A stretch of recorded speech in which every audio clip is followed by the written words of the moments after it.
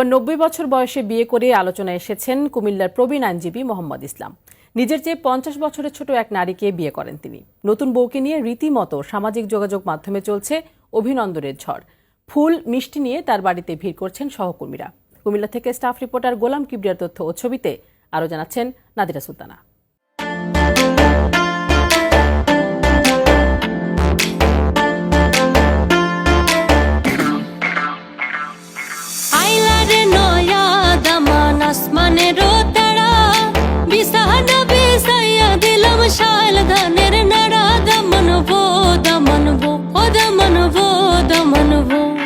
নববধূকে পাশে বসিয়ে গাড়ি করে নিয়ে যাচ্ছেন বাড়ি, যে ছবিটি এখন সামাজিক যোগাযোগ মাধ্যমে আলোচনার জন্ম দিয়েছে। তিনি কুমিল্লা আইনজীবী সমিতির 5 বারের সভাপতি মোহাম্মদ ইসমাইল। বয়স 90 ছুঁই ছুঁই। এ বয়সে বিয়ে করে সবার দোয়া চেয়েছেন তিনি।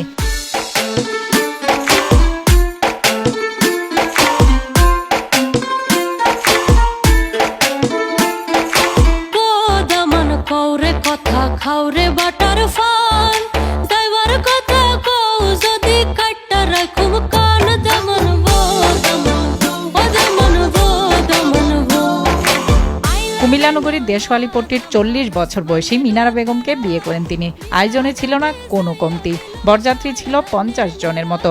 বিয়ের আনুষ্ঠানিকতা শেষে নবদম্পতিকে সাদরে ঘরে তুলে নেন ইসমাইলের সন্তানরা।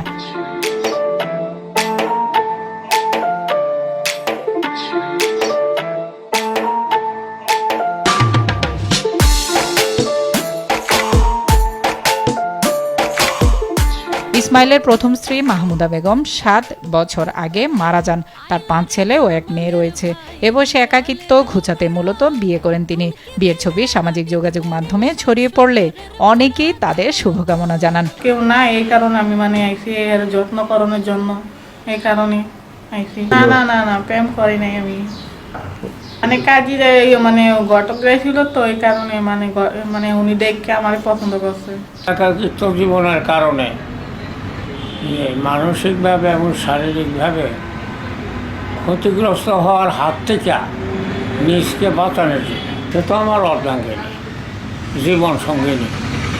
তার প্রতি দায়িত্ব যতটুকু আছে আমার সাধ্য মতো আমি পালন করব। এ বিয়েতে খুশি ইসমাইলের সন্তানরাও।